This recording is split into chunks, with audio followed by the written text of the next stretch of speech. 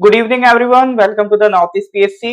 तो आज हम लोग सर यूनियन बजट के बारे में डिस्कस करेंगे। अभी रिसेंट में कल बजट पास हुआ है इस साल 2024 का, तो उसके रिगार्डिंग कुछ बातें आपसे डिस्कस करनी है। What are the key highlights जिस पे आपके एग्जामिनेशन में क्वेश्चन बन सकते हैं, उस रिलेटेड पॉइंट्स हम डिस्कस करेंगे। ठीक है सर, तो एक बार मुझे कंफर्म कर दीजिए ऑडियो वीडियो क्लियर है आप लोगों तक। पॉइंट्स हम डिस्कस करेंगे। हाँ जी सर, ऑडियो वीडियो का कोई मसला तो नहीं आ रहा है? Is everything fine? तो आपका एक जो बजट डिवीजन है डिपार्टमेंट ऑफ इकोनॉमिक अफेयर्स के अंडर, ठीक है, जो आता है फाइनेंस मिनिस्ट्री के अंदर, ठीक है। तो मिनिस्ट्री ऑफ फाइनेंस के अंदर एक डिपार्टमेंट ऑफ इकोनॉमिक अफेयर्स होता है, उसके अंदर बजट डिवीजन होता है, वो आपका बजट प्रिपेयर करता है। तो बजट के जो की फीचर्स हैं वो आपका यहाँ पर मेंशन्ड है। उसके रिलेटेड एक डॉक्यूमेंट रिलीज किया गया था, तो वो मैंने यहाँ पर उसी को यूज करके एक्सप्लेन करेंगे आज आपको कि बजट में क्या क्या चीजें मेंशन्ड हैं। ठीक है, चलो जी। तो बजट एज ए वर्ड, अच्छा एक क्वेश्चन बनाना मेरे को, जो वर्ड है बजट कॉन्स्टिट्यूशन में किस आर्टिकल में मेंशन्ड है? Option A article 112, option B article 110, option C article 213, option D none of these. जो वर्ड बजट है वो कॉन्स्टिट्यूशन में किस आर्टिकल में है? बताइए एक बार जरा। यस्टरडे का पीडीएफ अपलोड हो गया है, वो जो लिंक है ना करंट अफेयर्स का, वहां से आप देख लीजिएगा, मैंने अपलोड कर दिया है यस्टरडे वाला पीडीएफ। ठीक है, हाँ जी। तो चार ऑप्शन मैंने आपको दिए हैं, 110, 112, 213, नन ऑफ द अबव। जो वर्ड बजट है वो कॉन्स्टिट्यूशन के किस आर्टिकल में लिखा है? हाँ, तो इसमें से कुछ लोग हैं जो सर 112 पे हैं, कुछ 110 पे हैं, और 100 ज्यादातर लोग 112 पे हैं, और जितने भी 112 बोल रहे हैं वो सब गलत बोल रहे हैं। Correct answer is none of the above. Question को पढ़िए, मैंने ये भी नहीं कहा बजट कहां मेंशन है, मैंने क्लियरली बोला बजट एज ए वर्ड कौन से आर्टिकल में है। तो बजट वर्ड संविधान में कहीं लिखा ही नहीं है। ठीक है, जो बजट आपका वर्ड है वो संविधान में कहीं लिखा ही नहीं है। उसकी जगह जो वर्ड हम यूज करते हैं that is annual financial statement. ठीक है, कौन सा वर्ड यूज करते हैं सर हम लोग? Annual financial statement. तो आर्टिकल 112 से जो 117 है, 112 to 117 in the constitution deals with the financial matters, इसको ध्यान रखिएगा। तो these are some constitution provision related to budget. इस पे अगर आपको घुमाएगा तो घुमा देगा। तो ये देखो, अब हम गर्लफ्रेंड तो है नहीं कि मतलब धोखा दें आपको, ठीक है, धोखा तो सर हो ही जाता है, एग्जामिनर ऐसे ही धोखा देता है सर, तो एक धोखा मैंने देने की कोशिश की। ठीक है,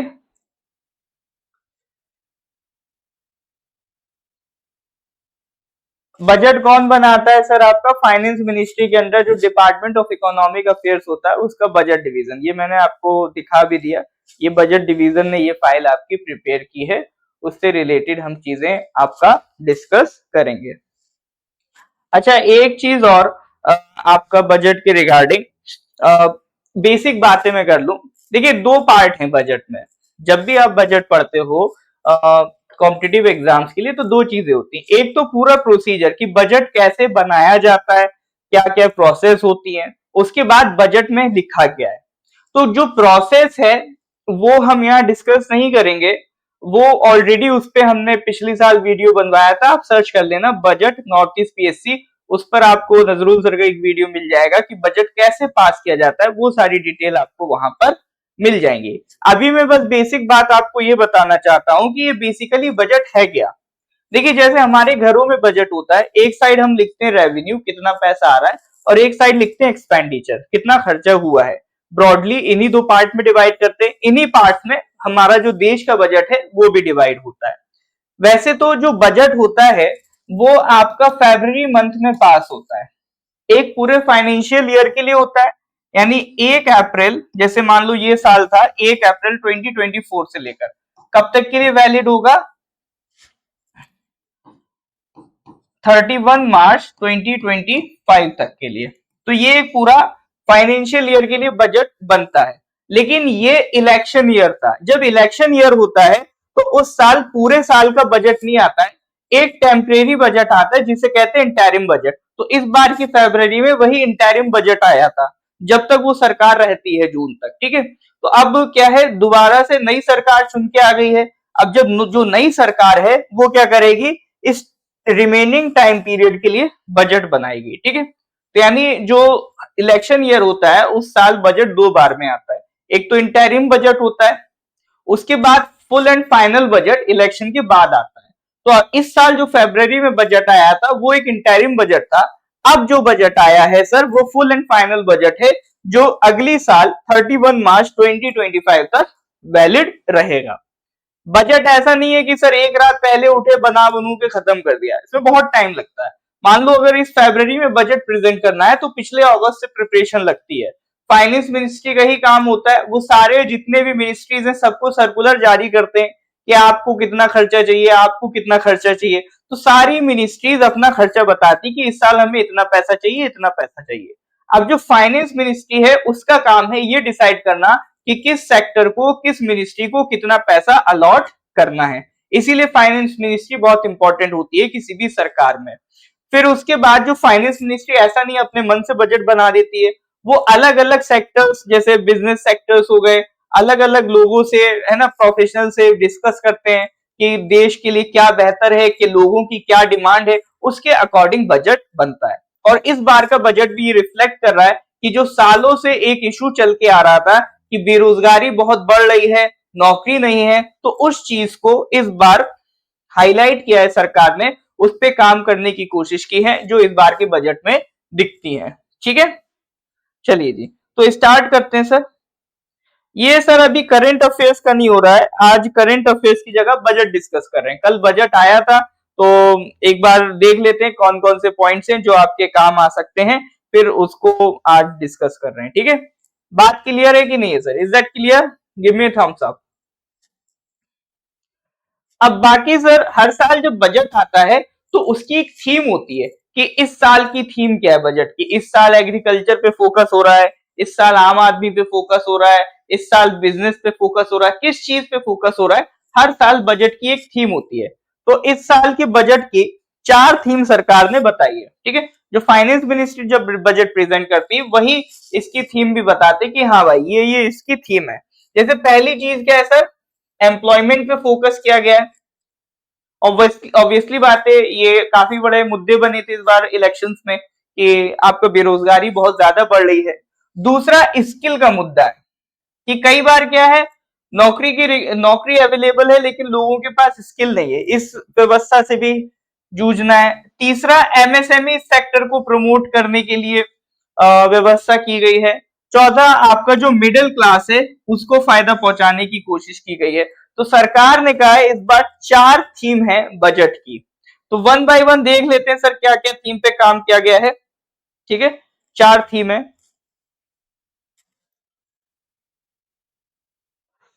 हाँ, और बजट में प्रायोरिटीज किस किस को दी गई है, ठीक है। तो आपके ये जो 9 सेक्टर्स हैं इनको प्रायोरिटी दी गई है। क्या क्या है इनकी, वन बाय वन आगे इंफोग्राफिक्स है, उसमें एक एक करके सबकी बात करेंगे। जैसे एग्रीकल्चर को प्रमोट करने के लिए इस बार बजट में काम किया गया है। एम्प्लॉयमेंट और स्किल के लिए काम किया गया है। ह्यूमन रिसोर्स डेवलपमेंट और सोशल जस्टिस को प्रमोट करने के लिए जैसे ईपीएफओ में कुछ चेंजेस किए गए हैं, है ना, सरकार अपने एंड से भी प्रोवाइड की है। तो ये सारी चीजें भी देखेंगे। एमएसएमई सेक्टर, मैन्युफैक्चरिंग में काम किया गया है। अर्बन डेवलपमेंट के लिए काम है, एनर्जी सिक्योरिटी है, इंफ्रास्ट्रक्चर है, इनोवेशन रिसर्च एंड डेवलपमेंट है, और नेक्स्ट जनरेशन के लिए रिफॉर्म्स किए गए हैं, ठीक है। तो इस बार की ये जो 9 है ये बजट प्रायोरिटीज है। एज इट इज रट मत लेना, बस एक बार देख लो, ये 9 बजट प्रायोरिटीज इस बार हैं। और उसको भी शुरू करें उससे पहले इस बार जो बजट बहुत ज्यादा फेमस रहा, 2 चीजों की वजह से फेमस रहा।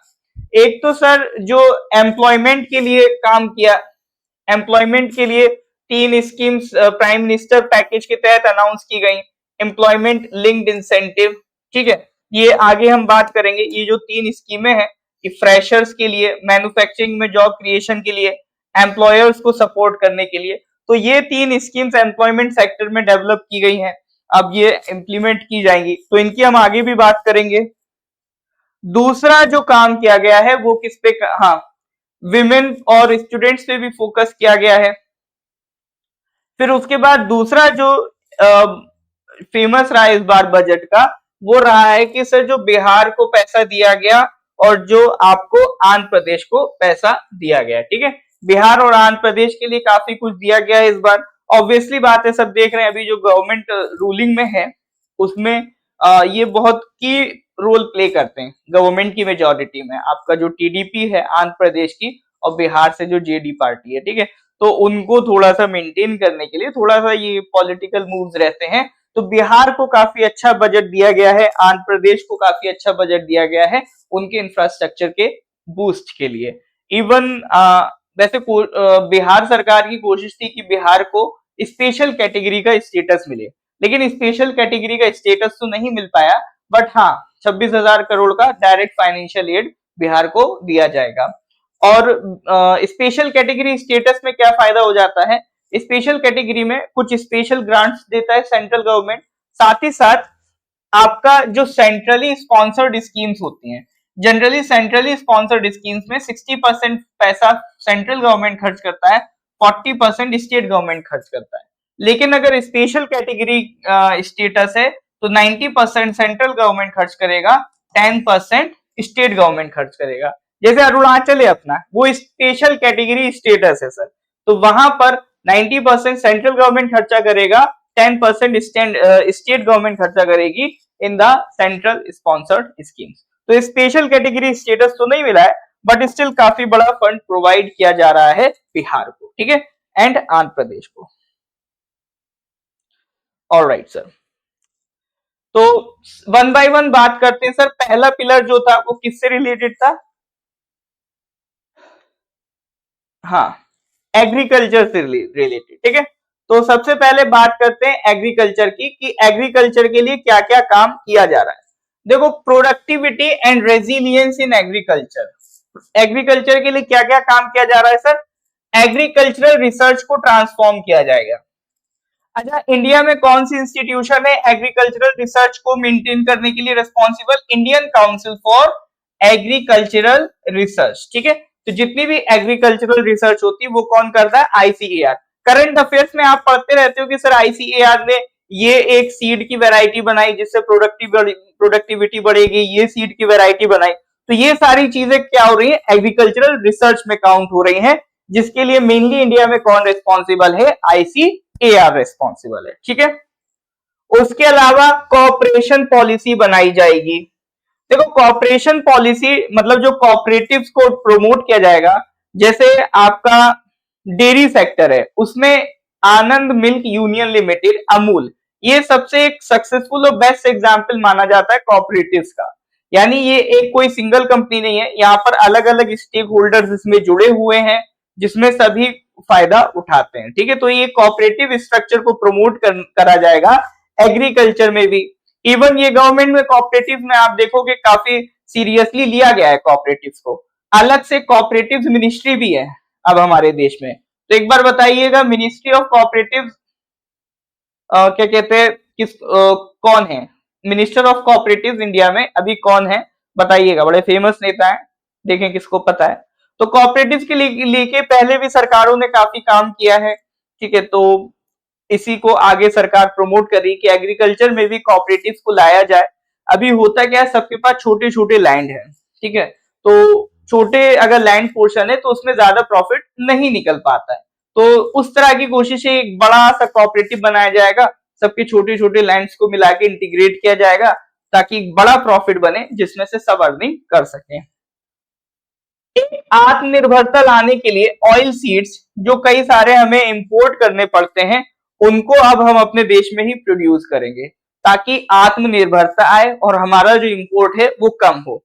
अभी कुछ महीने पहले मैंने आपको न्यूज में भी पढ़ाया था कि किस तरह से नॉर्थ ईस्ट इंडिया में गवर्नमेंट ऑयल सीड्स की इंडस्ट्रीज को प्रमोट कर रही है, ताकि ऑयल सीड एक तो आत्मनिर्भरता है, साथ ही साथ अपना जो नॉर्थ ईस्ट इंडिया है वहां पर भी इंडस्ट्रियलाइजेशन को बढ़ाया जा सके। ठीक है, तो ऑयल सीड्स में आत्मनिर्भरता यानी सेल्फ रिलायंस लाया जा रहा है। हाँ जी बिल्कुल, कोऑपरेटिव मिनिस्टर कौन है? अमित शाह। उसके अलावा सर आप देखोगे रिलीज ऑफ नई न्यू वेराइटीज। न्यू वेराइटीज देखो, आज के टाइम में एक बड़ी समस्या क्या है? क्लाइमेट चेंज की है। क्लाइमेट चेंज की वजह से बहुत सारी क्रॉप्स को नुकसान उठाना पड़ता है, ठीक है ना। बहुत सारे जो लैंड पोर्शन है वहां की सॉइल सलाइन होती जा रही है, सॉल्ट का कंटेंट वहां पर बढ़ता जा रहा है, जिसकी वजह से क्रॉप्स की प्रोडक्टिविटी घट रही है। तो अब ऐसी सीड्स बनाने की जरूरत है जो क्लाइमेट चेंज के अकॉर्डिंगली काम कर सके, जो हाई ईल्ड हो और क्लाइमेट रेजिलियंट वेराइटीज हो। तो जैसे क्लाइमेट चेंज हो रहा है उसको वो अडॉप्ट कर पाए। अब ये सारा काम एक्चुअल में करेगा कौन सर? आईसीएआर ही करेगा। तो एक तरीके का यही एग्रीकल्चरल रिसर्च है आपका। ठीक है, तो हाई ईल्ड वेराइटी सीड्स को प्रमोट करने के लिए आपका सरकार काम करेगी। उसके अलावा है vegetable production and supply chain.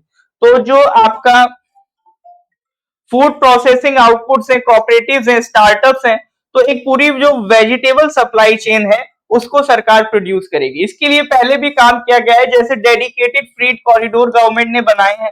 एक पूरी रेलवे लाइन होगी जिसपे सिर्फ गुड्स ट्रांसपोर्ट होंगे। तो एक सप्लाई चेन बनाने की कोशिश की जा रही है, ताकि मान लो बंगाल का किसान भी दिल्ली में अपनी सब्जी बेच सके इजीली। तो इस तरह का गवर्नमेंट का प्लान है वेजिटेबल सप्लाई चेन बनाने का। तो ये सारी जो चीजें हैं वो किसमें की जा रही हैं सर? एग्रीकल्चर सेक्टर में की जा रही हैं। अब ये सारी चीजें सर आपको कहाँ काम आएंगी? देखो, ऑब्जेक्टिव क्वेश्चन हो सकता है इस पे ना बन पाए, लेकिन हाँ आपके जो मेंस आंसर राइटिंग में ये सारे पॉइंट्स आपको हेल्प करेंगे। तो ये सारे पॉइंट्स अगर मान लो आप यूपीएससी या यूपीएससी वगैरह देते हो तो उसमें हाँ ये आंसर राइटिंग में ये सारे पॉइंट्स आपको काफी हेल्प करने वाले हैं। ठीक है, क्योंकि वहां क्वेश्चन आते हैं डायरेक्ट ऐसे ही आते हैं कि सर एग्रीकल्चर में गवर्नमेंट अभी क्या वर्क कर रही है।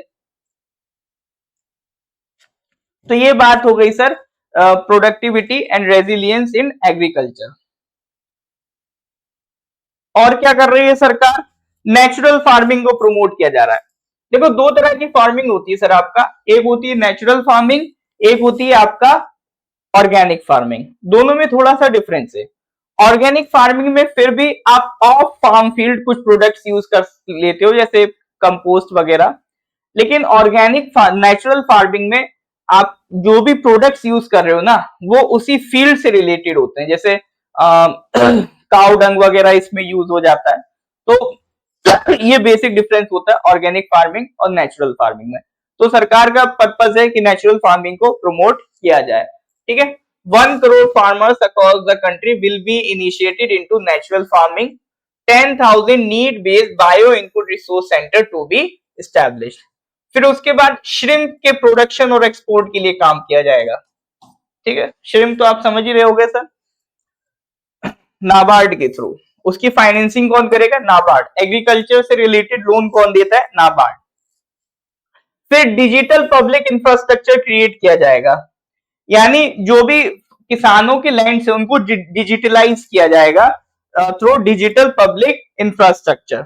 और Jan Samarth based Kisan credit cards उनको इशू किए जाएंगे। ठीक है, तो these are some basic work that are being done in the agricultural sector to promote the resilience and to promote the, एक जो गवर्नमेंट का एक मोटिव भी था कि फार्मर इनकम को क्या करना है, हमें डबल करना है। तो उसके लिहाज से ये सारे स्टेप्स इस बार के बजट में मेंशन्ड है जो एग्रीकल्चर के लिए लिए जाएंगे। I hope it is clear now. हाँ जी सर, यहां तक बात समझ में आ रही है? क्लियर है तो गिव मी थम्स अप।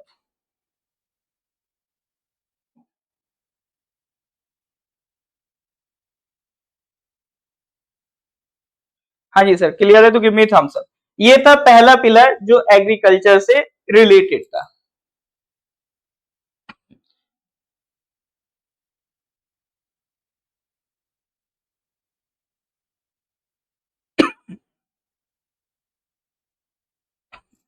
ठीक है, कोई डाउट है तो बताइए। रेजिलियंस, रेजिलियंस का मतलब होता है मजबूत होना, रेजिस्ट करना, कोई भी मतलब आपदा है उसको आप कितनी मजबूती से उसको रेजिस्ट कर पा रहे हो, वो आपकी स्ट्रेंथ होती है। रेजिलियंस आप समझ सकते हो स्ट्रेंथ से रिलेटेड। ठीक है, चलिए जी, तो ये हो गया पहला पिलर। फिर अगले पिलर की तरफ सर हम आगे आ रहे हैं। अगला पिलर क्या है सर आपका? अगला पिलर है एम्प्लॉयमेंट एंड स्किलिंग। ये देखो इस बार गवर्नमेंट ने इस पे काफी फोकस किया है, और ये करना भी चाहिए, क्योंकि काफी टाइम से एक बड़ा जो समस्या है हिंदुस्तान में वो बेरोजगारी का है, जो कई सालों में बढ़ी है। ठीक है, तो उससे निपटने के लिए सरकार ने 3 स्कीम्स निकाली हैं एम्प्लॉयमेंट लिंक्ड इंसेंटिव के लिए। एक बार देख लेते हैं।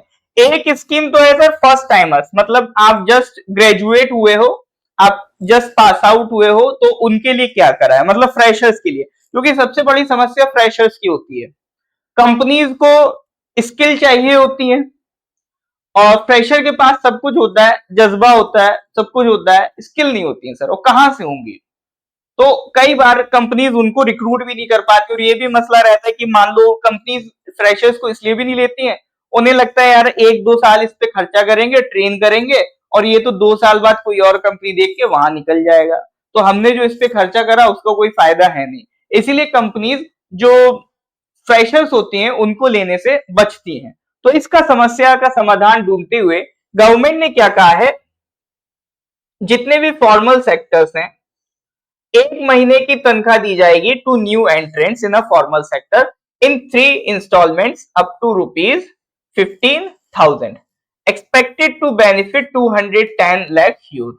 ठीक है, तो फॉर्मल सेक्टर में जो भी लोग एंटर कर रहे हैं उनको सरकार क्या देगी, 1 महीने की सैलरी देगी, जो भी फॉर्मल सेक्टर में एंटर करेंगे 3 इंस्टॉलमेंट्स में वो प्रोवाइड की जाएगी।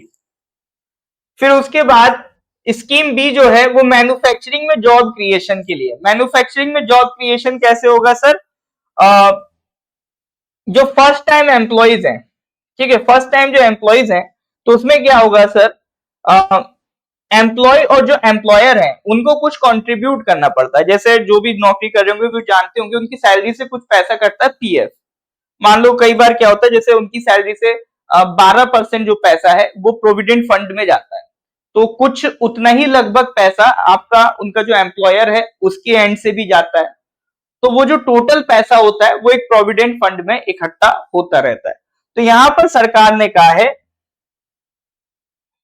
जो एम्प्लॉय हैं एंड एम्प्लॉयर हैं उनको इंसेंटिव दिया जाएगा जो भी वो कंट्रीब्यूट करेंगे। ठीक है, in the specified scale for the first 4 year, यानी पहले 4 साल में जो भी कंट्रीब्यूट किया जाएगा एम्प्लॉयर एम्प्लॉयर की तरफ से, उसमें सरकार भी अपने एंड से हो सकता है कुछ कंट्रीब्यूट करे, कुछ इंसेंटिवाइज करे आपका कंपनी को। तो इससे जो यूथ है उसको फायदा होगा, क्योंकि नए लोगों को नौकरी देने में कंपनीज को आसानी होगी, क्योंकि उनका एक जो खर्चा होता है प्रोविडेंट फंड पे वो बचेगा।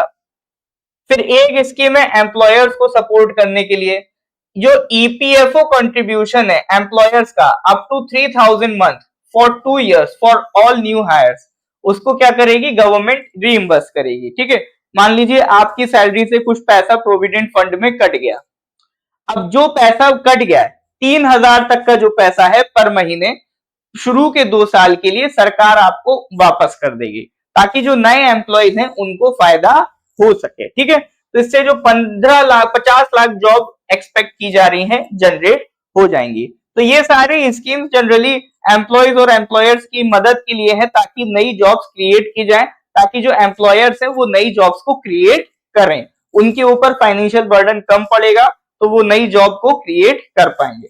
तो ये उन्हीं के लिए सर जो नई जॉब क्रिएट करते हैं। ठीक है, तो ये 3 स्कीम्स हैं एम्प्लॉयमेंट लिंक्ड इंसेंटिव, यानी अगर आप नए लोगों को रोजगार दोगे तो सरकार आपको इंसेंटिवाइज करेगी। ठीक है, तो ये एक स्कीम है। नेक्स्ट आ जाओ सर, नेक्स्ट स्कीम क्या है? नेक्स्ट है सर आपका higher participation of women in the workforce through setting up of working women hostels in collaboration with industry and establishing creches. ठीक है,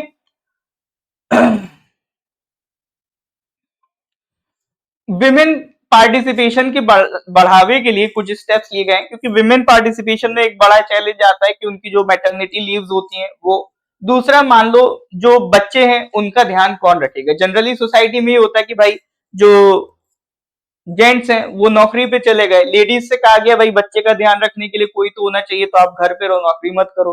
तो उस चीज से डील करने के लिए गवर्नमेंट ने कहा है आपका क्या बनाए जाएंगे, विमेन हॉस्टल्स बनाए जाएंगे। क्रेशे मतलब जिसपे बच्चों को क्या कहते हैं खिलाया वगैरह जाता है, बैठाया जाता है, तो उन सबको स्टैब्लिश किया जाएगा ताकि विमेन नौकरी भी कर सके और उनके बच्चों का भी ध्यान रखा जा सके। 7.5 लाख तक का लोन दिया जाएगा गवर्नमेंट की गारंटी के थ्रू। इससे 25,000 स्टूडेंट्स फायदा उठाएंगे।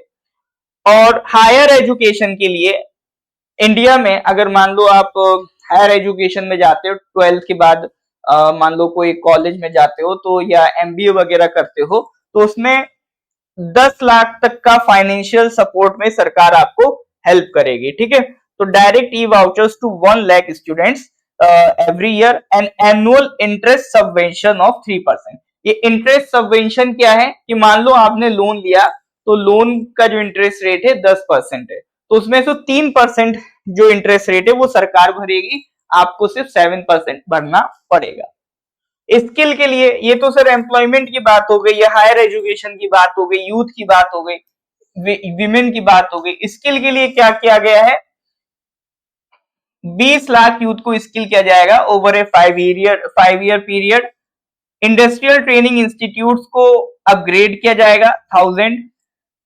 ठीक है, course content and design aligned as per skill needs of the industry. ये बड़ी दिक्कत वाली बात है इंडिया में सर, अभी भी बहुत से कॉलेजेस और आपका इंस्टीट्यूशन है जो as per the demand of industry काम नहीं कर रहे हैं, तो उनको अपग्रेड किया जाएगा। जो भी इंडस्ट्री की डिमांड है वही उनको सिखाया जाएगा ताकि इंडस्ट्री उनको इजीली एब्जॉर्ब कर ले। ठीक है, तो that is your pillar number 2 जिसमें एम्प्लॉयमेंट से रिलेटेड बात की गई है। ठीक है सर, इज दैट क्लियर और नॉट? हाँ जी, जब अरुणाचल का बजट आएगा तो उसको भी हम इसी तरह से डिस्कस कर लेंगे। ठीक है, इज दैट क्लियर और नॉट? क्लियर है तो give me a thumbs up.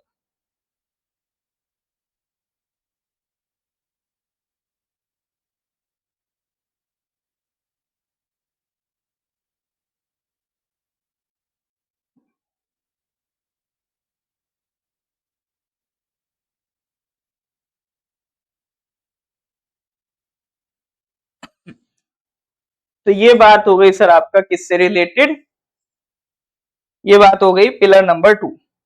ठीक है, कोई डाउट है तो बताइए। फिर हम आगे बढ़ रहे हैं सर पिलर नंबर 3 की तरफ। पिलर नंबर 3 क्या है सर? पिलर नंबर 3 है inclusive human resource development and social justice. ये पिलर नंबर 3 था। देखो एक स्कीम लॉन्च की गई है पूर्वोदय, ये इंपॉर्टेंट है, इसका नाम ध्यान रखना। विकास भी विरासत भी। पूर्वोदय कौन कौन से स्टेट्स के लिए, स्टेट्स के नाम ध्यान रखना, बिहार, जितने भी ईस्टर्न स्टेट्स है लगभग, झारखंड, वेस्ट बंगाल, उड़ीसा एंड आंध्र प्रदेश। ठीक है, तो वहां पर इकोनॉमिक अपॉर्चुनिटीज इंफ्रास्ट्रक्चर को डेवलप किया जाएगा अंडर द स्कीम पूर्वोदय। ठीक है, एक इंडस्ट्रियल कॉरिडोर भी बन रहा है, अमृतसर कोलकाता इंडस्ट्रियल कॉरिडोर। 3 लाख करोड़ से ज्यादा एलोकेट किए जाएंगे for schemes benefiting women and girls. प्रधानमंत्री जनजातीय उन्नत ग्राम अभियान। ठीक है, तो ये विलेजेस के लिए है। जनजातीय मतलब जो ट्राइबल विलेजेस हैं उनके डेवलपमेंट के लिए स्कीम है। तो इसमें सर आपका 63,000 विलेजेस कवर है, बेनिफिटिंग 5 करोड़ ट्राइबल पीपल। ठीक है, तो ये सर स्कीम के नाम ध्यान रखना। पूर्वोदय स्कीम इन स्टेट्स के लिए है, दूसरा प्रधानमंत्री जनजातीय उन्नति ग्राम अभियान। ठीक है, तो ये किसके लिए है, जो ट्राइबल विलेजेस हैं उनके लिए है। 63,000 विलेजेस इससे फायदा उठाएंगे। और नॉर्थ ईस्ट रीजन में, नॉर्थ ईस्ट रीजन के लिए स्पेशली, वहां पर जैसे पोस्ट ऑफिस की व्यवस्था कम है compare to rest part of India, तो जो इंडिया पोस्ट पेमेंट बैंक है उनकी ब्रांचेस वहां पर ओपन की जाएंगी। तो more than 100 branches of the India Post Payment Banks will be opened in the Northeast region. तो अपना नॉर्थ ईस्ट के हिसाब से ये पॉइंट इंपॉर्टेंट है, इसको ध्यान रखिएगा, ठीक है। तो ये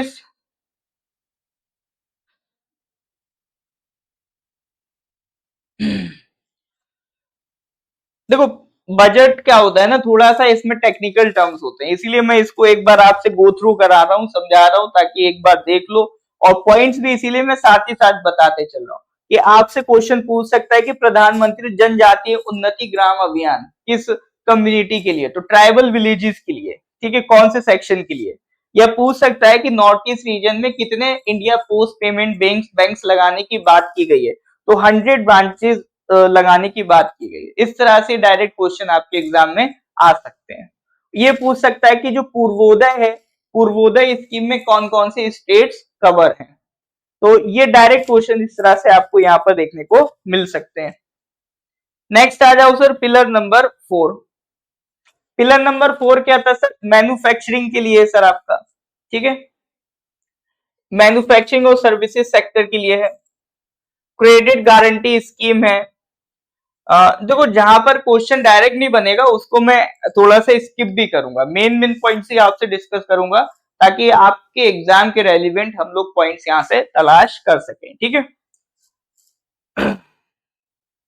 उसके अलावा इसमें एक चीज याद रखना, जो मोस्ट इंपॉर्टेंट पॉइंट है इसमें मुद्रा लोन का, ठीक है, मुद्रा लोन वाला इंपॉर्टेंट है। मुद्रा लोन क्या है, जो स्टार्टअप्स होते हैं उसको सरकार फंड करती है, तो उस बिना कोलैटरल के, तो उसको कहते हैं मुद्रा लोन। तो मुद्रा लोन में अलग अलग कैटेगरीज हैं। तो जो उसमें पहले लिमिट थी 10 लाख की, अंडर द तरुण कैटेगरी, पहले मुद्रा लोन में आप कितना लोन ले सकते थे, मैक्सिमम 10 लाख में। तब उसकी लिमिट बढ़ा के कितनी कर दी गई है, 20 लाख, ठीक है। मान लो आपने पहले लोन लिया था, आपने टाइम पे चुका दिया, तो आप पहले 10 लाख ले चुके थे, तो 10 लाख और ले सकते हैं। तो मुद्रा लोन में ये चीज ध्यान रखना, जो लिमिट बढ़ा के कितनी कर दी गई है, 10 लाख से 20 लाख। बाकी और क्वेश्चन फ्रेमिंग जो है वो अभी आप जब जुलाई का करंट अफेयर्स हम डिस्कस करेंगे, तो उसमें भी जितने वेराइटी ऑफ क्वेश्चंस बन सकते हैं वो वहां पर डिस्कस किए जाएंगे, ठीक है। बाकी एमएसएमई सेक्टर से मेन चीज मुद्रा लोन के रिगार्डिंग ध्यान रखना, इस पे क्वेश्चन आपका बन सकता है। देखो, मेन कोशिश वही है कि आपके एग्जाम रेलिवेंट यहाँ पे मैं बात करूंगा ना। इंटर्नशिप पे क्या बन सकता है सर, इंटर्नशिप पे देख लो। एक तो sir industrial corridor development programme बन रहे हैं under the national industrial development corridor programme, sorry, national industrial corridor development programme. तो इंडस्ट्रियल पार्क्स बन रहे हैं सर, कितने, 12, ठीक है। तो नंबर ध्यान रखना, मेन चीज नंबर ज्यादा पूछता है। तो 12 इंडस्ट्रियल पार्क्स आपके बनाए जाएंगे। इंडस्ट्रियल पार्क मतलब इंडस्ट्री लगी होगी, उसके आसपास रहने खाने की व्यवस्था की जाएगी, काइंड ऑफ टाउनशिप भी डेवलप की जाएगी, एक पूरी सेटिंग कर दी जाएगी। इंडस्ट्रीज के अलावा जो भी इंडस्ट्री से रिलेटेड रिक्वायरमेंट है वहां पर वो अवेलेबल कराई जाएगी, ठीक है। जैसे रेंटल हाउसिंग, डॉर्मेट्री, जैसे मान लो जो लेबर वगैरह वहां काम कर रही है, उनके लिए कई बार पॉसिबल नहीं हो पाता है कि अलग से एक फ्लैट वगैरह अरेंज करना या पीजी अरेंज कर लेना, तो उनके लिए डॉर्मेट्री की व्यवस्था की जाएगी, जो उनको काफी कम रेट में अवेलेबल हो जाएगी, ताकि उनका खर्चा कम हो और वो घर पे ज्यादा भेज सके अपने पैसा, ठीक है। और क्रिटिकल मिनरल मिशन जो हमारा चल रहा है, क्रिटिकल मिनरल मिशन क्या है, देखो कुछ मिनरल्स ऐसे होते हैं जो हमारी इकोनॉमी के लिए बहुत इंपॉर्टेंट है, तो सरकार ने उनकी एक पूरी लिस्ट निकाली है जिनको कहते हैं क्रिटिकल मिनरल्स। तो सरकार की कोशिश है कि मेक श्योर करें कि वो मिनरल्स हमारे ही देश में बने। मान लो कोई क्रिटिकल मिनरल है जो हम चाइना से इंपोर्ट करते हैं, और वो हमारी इकोनॉमी के लिए बहुत जरूरी है, तभी हम उसे क्रिटिकल मिनरल बोल रहे हैं। कल चाइना ने देने से मना कर दिया, तो हमारी इकोनॉमी पे तो धक्का लग जाएगा, नेशनल सिक्योरिटी की बात आ जाएगी। तो सरकार का पर्पज है कि अंडर क्रिटिकल मिनरल मिशंस उनको हम इंडिया में ही एक्सट्रैक्ट करें, ठीक है, for domestic production, recycling and overseas acquisition. Strengthening of the tribunal and appellate tribunals to speed up insolvency resolution and additional tribunals to be established। देखो, ये बड़ा जरूरी काम होता है, इंडस्ट्रीज को प्रमोट करने के लिए ये काम बहुत जरूरी है, क्योंकि इंडस्ट्रीज जब भी आपकी कंट्री में आती हैं तो वो तो ये देखती हैं कि आपकी कंट्री में पावर है कि नहीं है, लॉ एंड ऑर्डर देखती हैं, फिर वो जुडिशरी देखती हैं कि मान लो अगर हमारा कोई केस यहाँ इंडिया में फंस गया तो ऐसा तो नहीं 10 साल तक चलता ही रहेगा, कितना फास्ट आप उसको रिजॉल्व कर सकते हो, उससे भी कंपनीज आपकी कंट्री में इन्वेस्ट करने के लिए अट्रैक्ट होती हैं। तो उसी के लिए सरकार ने कहा है बजट में कि एपलेट ट्रिब्यूनल्स और ट्रिब्यूनल्स बनाए जाएंगे, ताकि जो इंसॉल्वेंसी के केसेस है, इंसॉल्वेंसी मतलब जैसे मान लो कोई किसी का बिजनेस में बहुत ज्यादा नुकसान हो गया, कंपनी डूब गई, डूबने की कगार पे आ गई, तो वो इंसॉल्वेंसी फाइल कर देगा, तो ताकि कंपनी से जितना पैसा जिन्होंने इन्वेस्ट किया है सारा अपना पैसा जितना मैक्सिमम पॉसिबल हो उसको निकाल लें। इंटर्नशिप की अपॉर्चुनिटीज प्रोवाइड की गई हैं, ठीक है। 500 टॉप कंपनीज में 1 करोड़ यूथ को इंटर्नशिप दी जाएगी अगले 5 साल में, ठीक है।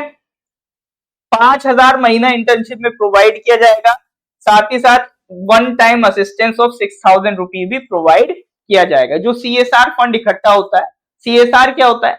Corporate social responsibility fund. Other than tax, जो आपका प्राइवेट कंपनीज है जो प्रॉफिटेबल होती हैं उनसे 1-2% कुछ पैसा लिया जाता है जो सीएसआर फंड में जाता है, ठीक है। तो उस फंड से 6,000 पर मंथ, वो 6,000 का एक फाइनेंशियल असिस्टेंस, साथ ही साथ 5,000 per month for a year provide किया जाएगा यूथ को, ताकि वो इंटर्नशिप कर पाए, ठीक है। इससे जो बड़ी समस्या होती है ना कि एक्सपीरियंस नहीं है, तो इंटर्नशिप की मदद से वो एक्सपीरियंस हासिल कर पाएंगे, ठीक है।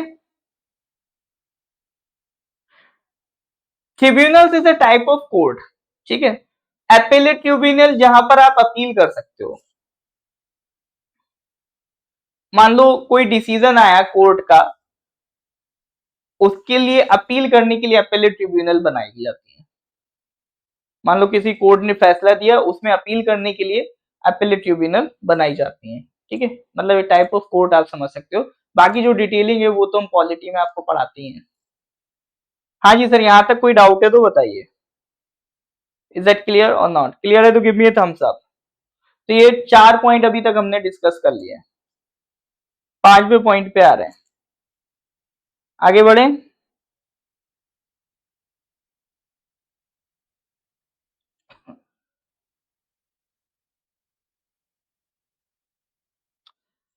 जो अगला पिलर है, पिलर 5, वो अर्बन डेवलपमेंट से रिलेटेड है। अर्बन डेवलपमेंट में देखो पहली चीज है स्टाम्प ड्यूटी।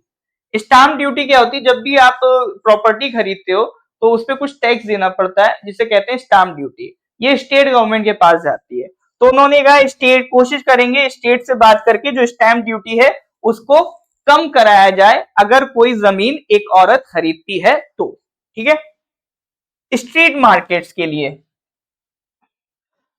एक स्कीम लॉन्च की गई है। 100 वीकली हार्ट्स या स्ट्रीट फूड हब्स बनाए जाएंगे अलग अलग सिटीज में, मतलब पूरा एरिया अलॉट कर दिया जाएगा, यहाँ पर आप आराम से अपना जो स्ट्रीट फूड है वो बेच सकते हो। तो स्ट्रीट हब्स बनाए जाएंगे, street food hubs. Transit oriented development होगा, ठीक है। यानी जो बड़े बड़े सिटीज हैं वहां पर ट्रांसपोर्टेशन को भी ध्यान में रखते हुए डेवलपमेंट किया जाएगा। वाटर मैनेजमेंट किया जाएगा, ये एक बड़ी समस्या है, जो बड़े शहर है वहां पानी की बड़ी समस्या है, तो वो वाटर मैनेजमेंट किया जाएगा। ये सारी चीजें किसमें आ रही है? आपका अर्बन डेवलपमेंट में। स्टैम्प ड्यूटी कम करवाने की कोशिश की जाएगी जो प्रॉपर्टी महिलाएं खरीदती हैं। स्ट्रीट मार्केट्स डेवलप की जाएंगी, ट्रांसपोर्टेशन रिलेटेड डेवलपमेंट होगा, वाटर मैनेजमेंट किया जाएगा। ये सारी चीजें आपकी आ रही हैं अर्बन डेवलपमेंट में। हाँ जी, आगे जाके अपील कर सकते हैं हायर कोर्ट्स वगैरह में, ठीक है। हाउसिंग नीड्स को फुलफिल करने के लिए जैसे सरकार का एक मिशन था पहले, प्रधानमंत्री आवास योजना, उसका वर्जन 2.0 चल रहा है, सेकंड उसका वर्जन आ गया है। तो 1 करोड़ अर्बन पुअर जो है और जो मिडिल क्लास फैमिलीज को है और उनके लिए उनको भी घर प्रोवाइड किए जाएंगे, ठीक है। और पॉलिसीज और रेगुलेशंस बनाई जाएंगी ताकि ट्रांसपेरेंट रेंटल हाउसिंग मार्केट्स को डेवलप किया जाए। जैसे आप कहीं भी रेंट पे रहते हो तो एक वो आप क्या हो, एक टेनेंट हो, तो टेनेंसी के लिए अलग अलग एक्ट होते हैं, तो उसको और बेटर की करेगी सरकार, ताकि एक लैंडलॉर्ड और टेनेंट के बीच में जो इश्यूज हैं उनको कम किया जा सके। तो हाउसिंग नीड्स के लिए भी यहाँ पर काम देखने को मिलता है, ठीक है। तो दैट इज योर पिलर 5। इसके बाद हमें पिलर 6 पे आना है। यहाँ तक कोई डाउट है बताइए सर।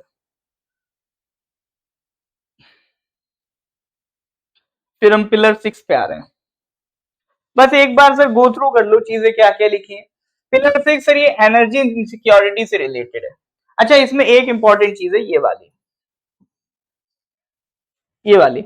अभी जैसे एनर्जी सिक्योरिटी में थर्मल वो न्यूक्लियर पावर प्लांट बनाए जाते हैं ना, तो एक बड़े लेवल पे बड़ी इन्वेस्टमेंट के साथ बनते हैं। यहाँ पर क्या है, भारत स्मॉल रिएक्टर्स बनाए जाएंगे, ठीक है। भारत स्मॉल रिएक्टर्स मतलब छोटे छोटे रिएक्टर्स होंगे जो जगह जगह पे डेवलप किए जाएंगे बिजली वगैरह क्रिएट करने के लिए। और दूसरी चीज इसमें इंपॉर्टेंट ये भी है कि भारत स्मॉल रिएक्टर्स में आपका जो प्राइवेट कंपनीज है उनको इन्वॉल्व किया जाएगा। अभी तक इंडिया में जो न्यूक्लियर सेक्टर था वो प्राइवेट के लिए कंप्लीटली बंद था। प्राइवेट सेक्टर न्यूक्लियर एनर्जी में इन्वॉल्व नहीं हो सकता था। अब गवर्नमेंट धीरे धीरे प्राइवेट सेक्टर को भी इन्वॉल्व कर रही है न्यूक्लियर एनर्जी में। तो भारत स्मॉल रिएक्टर्स डेवलप किए जाएंगे, ठीक है। तो ये बड़ा आपका इसमें पॉइंट है एनर्जी सेक्टर में। भारत स्मॉल रिएक्टर्स को ध्यान रखिएगा, ठीक है। और एक जो आपकी सरकार की योजना है प्रधानमंत्री सूर्य घर मुफ्त बिजली योजना, ठीक है, ये भी लॉन्च की गई थी। उसकी स्कीम का भी जिक्र किया गया है। सूर्य घर मुफ्त बिजली योजना में सरकार आपको सब्सिडी पे सोलर पैनल प्रोवाइड कर रही है और उसमें आपको कुछ यूनिट भी फ्री कर देती है अगर आप उसको सोलर पैनल लगवाते हो। यानी इसकी मदद से सरकार का टारगेट है कि सोलर एनर्जी को प्रमोट किया जाए। सोलर एनर्जी यूज करोगे आप तो आप जो रेगुलर आपकी बिजली आ रही है जो कोयला जला के पावर थर्मल पावर प्लांट के थ्रू आ रही है उसकी रिक्वायरमेंट कम होगी। उसकी रिक्वायरमेंट कम होगी तो कोयला कम जलेगा, कोयला कम जलेगा तो पॉल्यूशन कम होगा। और सोलर एनर्जी से तो आप डायरेक्ट सनलाइट से एनर्जी ले रहे हो। तो ये सरकार का पर्पज है, ठीक है। ये स्कीम इंपॉर्टेंट है, प्रधानमंत्री सूर्य मुफ्त घर प्रधानमंत्री सूर्य घर मुफ्त बिजली योजना। तो जो जो पैनल्स लगवाएंगे उनको कुछ यूनिट सरकारी बिजली फ्री भी प्रोवाइड कर रही है as a part of incentive. देखिए दोबारा वाली चीज तो नहीं होती है, ये कोई शो नहीं चल रहा है कि दोबारा वंस मोर। तो आपको जो भी डाउट है आप डाउट पूछिए। दोबारा के लिए तो सर ऐसा इसका रिकॉर्डिंग रहेगा, रिकॉर्डिंग आप दोबारा क्या दोबारा भी देख सकते हैं, ठीक है। मैं एक बार बस ब्रीफ करना चाहता हूं आपको बजट के रिगार्डिंग।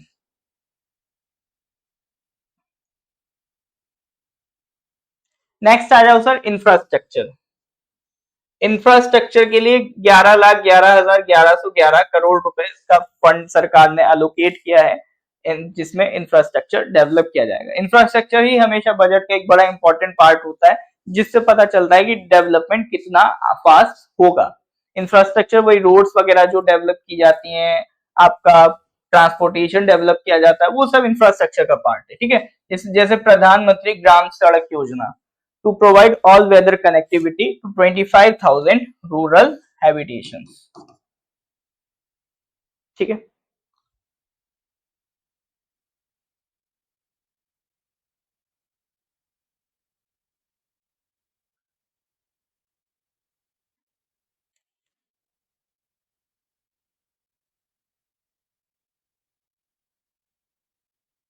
टूरिज्म के लिए देखो सर इंपॉर्टेंट स्कीम है।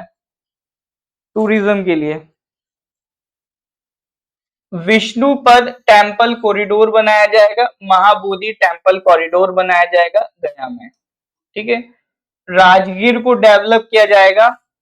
राजगीर देखो वैसे भी इंपॉर्टेंट है, काफी साल तक हमारा जो मगध एम्पायर था उसकी कैपिटल भी रही थी, ठीक है।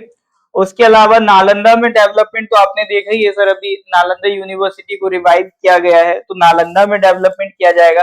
साथ ही साथ उड़ीसा का स्पेशल यहाँ पे जिक्र किया गया है, तो वहां की जो ब्यूटी है, जो टेम्पल्स है, वहां की जो मॉन्यूमेंट्स है उनका डेवलपमेंट किया जाएगा। तो ये सारी चीजें are covered under the tourism development. तो ये दो जरूर याद रखिएगा, विष्णुपद टेम्पल कॉरिडोर और महाबोधि टेम्पल कॉरिडोर, ये आपका बनाए जाएंगे, ठीक है सर।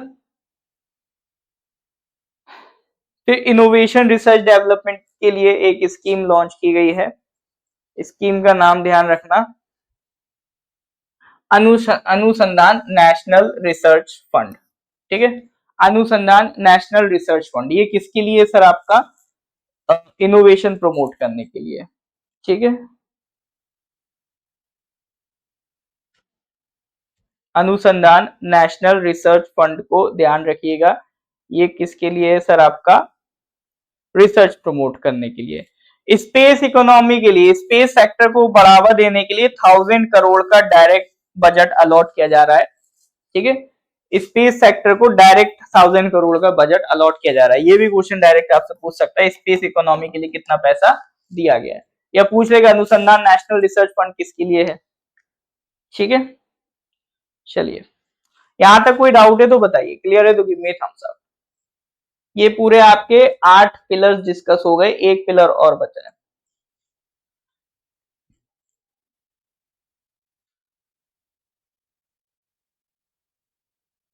क्लियर है?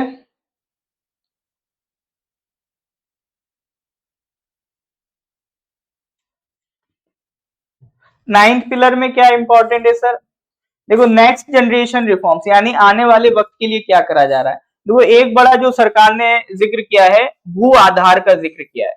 यानी जैसे अभी हमारी इंडिविजुअल आइडेंटिटी होती है ना, वैसे हम जो जमीन ओन करेंगे उसके लिए अलग से एक आइडेंटिटी बनेगी जिसे कहा जाएगा भू आधार। वो आपके आधार से लिंक हो जाएगा, जिसके पास सरकार को जानकारी रहेगी कि आपके नाम पे कितनी प्रॉपर्टीज मौजूद हैं।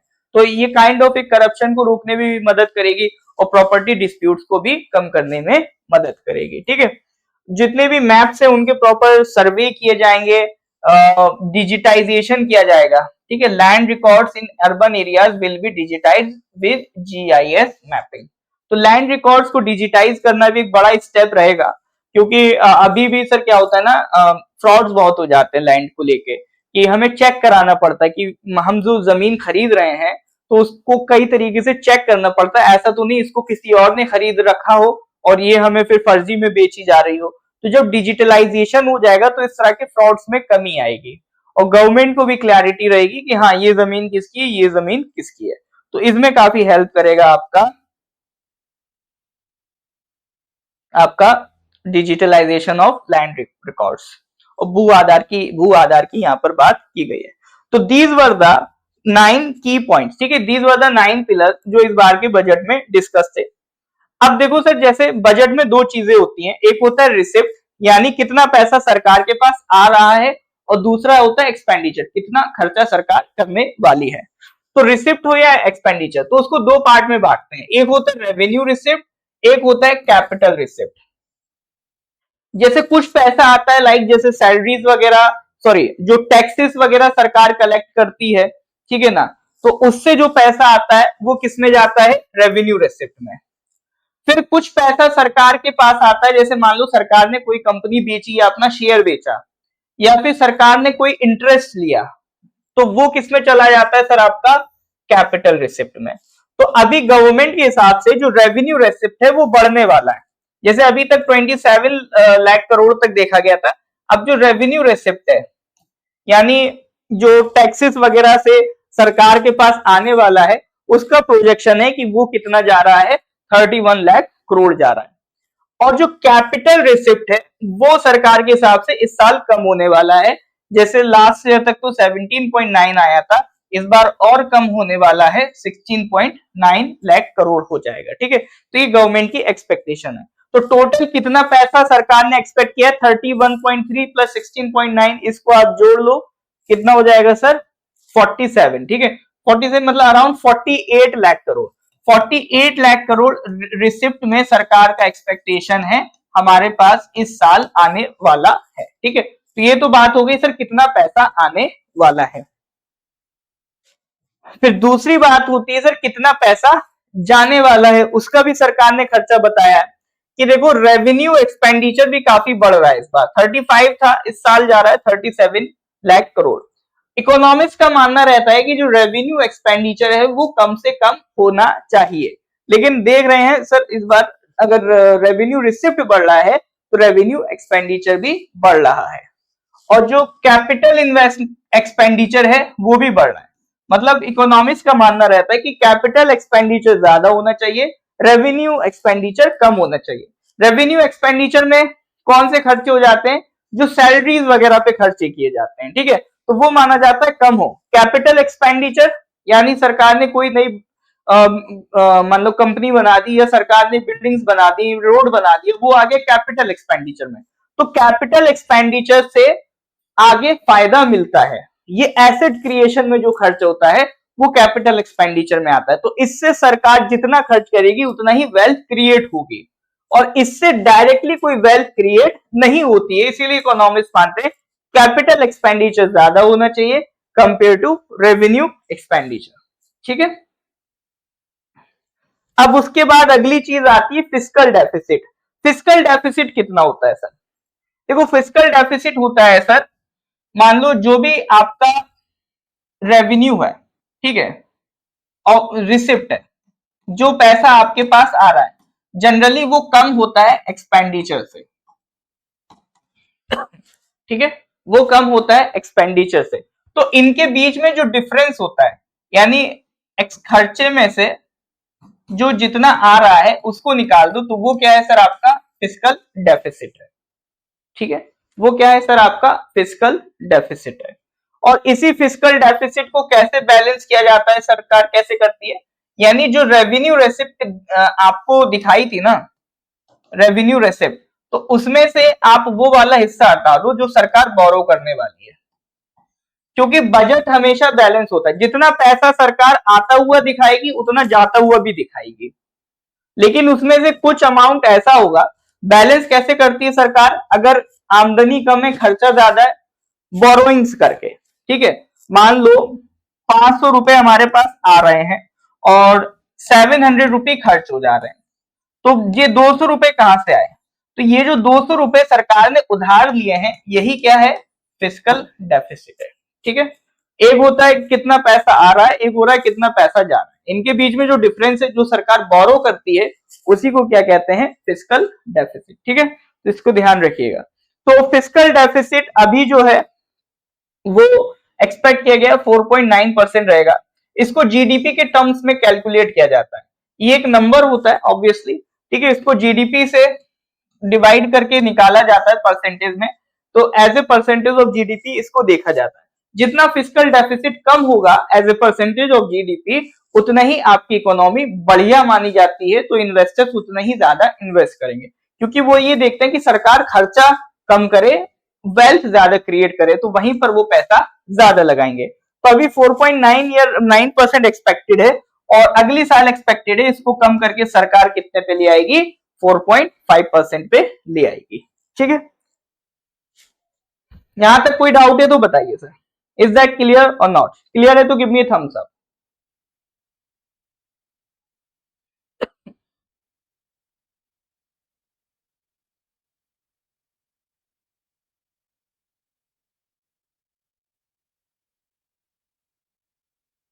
फिर छोटी मोटी चीजें और बची हैं, जैसे एक रहता है कि सरकार के पास जितना भी रेवेन्यू आ रहा है, सरकार के पास सारा ज्यादातर पैसा कहां से आता है?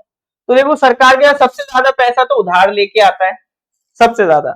फिर उसके बाद अगर आप देखोगे तो इनकम टैक्स, यानी बोरोइंग अगर हटा दो, वो तो सर लेना पड़ता है बैलेंस करने के लिए, तो सरकार के पास जो रेवेन्यू का सबसे बड़ा सोर्स है वो है इनकम टैक्स।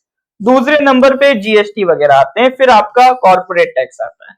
अभी इस साल का तो ये रहा है, सरकार ने जो एस्टिमेट करके बताया है इतना पैसा यहां से आ रहा है। ठीक है, तो ये ध्यान रखना, सबसे ज्यादा सरकार कहां से कमाती है? इनकम टैक्स से अभी फिलहाल में। और सबसे ज्यादा सरकार खर्चा कहां कर रही है? तो सबसे ज्यादा अगर आप खर्चा करोगे, देखोगे सरकार का, तो जो स्टेट को उनका शेयर देना पड़ता है टैक्स वगैरह का, उसमें सरकार का, सेंट्रल गवर्नमेंट का सबसे बड़ा खर्चा है, वो तो चलो देना ही पड़ेगा स्टेट को। उसके बाद अगर आप देखोगे तो इंटरेस्ट पेमेंट, यानी सरकार ने जो पिछले सालों में लोन दिए हैं उसका इंटरेस्ट पे करने में ही 19%, यानी अगर 100 रुपए सरकार ने मतलब कमाए हैं, खर्चा किए हैं, तो 100 रुपए में से 19 रुपए तो वो पिछले बार के जो इंटरेस्ट है उनको पे करने में ही खर्च हो जाते हैं। ठीक है, फिर नेक्स्ट, अगर सेक्टर्स के हिसाब से आप देखो, ये क्वेश्चन बन जाता है सर, ये इंपॉर्टेंट है कि सबसे ज्यादा कौन से सेक्टर में सरकार ने खर्चा किया? तो डिफेंस में, फिर रूरल डेवलपमेंट में। ठीक है, तो सबसे ज्यादा खर्चा कहां देखने को मिल रहा है? डिफेंस सेक्टर में देखने को मिल रहा है। फिर ये जो कर्व है सर आपका, ये करंट अकाउंट डेफिसिट का है। करंट अकाउंट डेफिसिट को भी हम कभी किसी और क्लास में एक्सप्लेन करेंगे, या उसका मैं अलग से वीडियो बनवा दूंगा। ठीक है, उधार क्या मतलब, जैसे वर्ल्ड बैंक है ना, या एडीबी है, अलग अलग जो इंस्टीट्यूशंस होती है उससे सरकार लोन लेती है। करंट अकाउंट डेफिसिट को इंप्रूव करने के लिए मतलब यहाँ पर अगर आप देखोगे तो अभी हमारा करंट अकाउंट डेफिसिट अराउंड 2% पे है, ठीक है। तो इसको अलग वीडियो में मैं वीडियो बनवा दूंगा, तो अभी अगर बनाएंगे तो उसमें काफी टाइम लग जाएगा, ठीक है ना, तो इसलिए उस पे काम नहीं कर रहे हैं। करंट अकाउंट डेफिसिट अगर आपको नहीं पता है तो अलग से वीडियो बना के उसमें आपको समझा दिया जाएगा करंट अकाउंट डेफिसिट की इंपॉर्टेंस क्या है, क्योंकि वो एक फिर अलग टॉपिक हो जाता है। फिर लास्ट जो आपकी बात रह गई है वो टैक्स प्रपोजल से रिलेटेड रह गई है।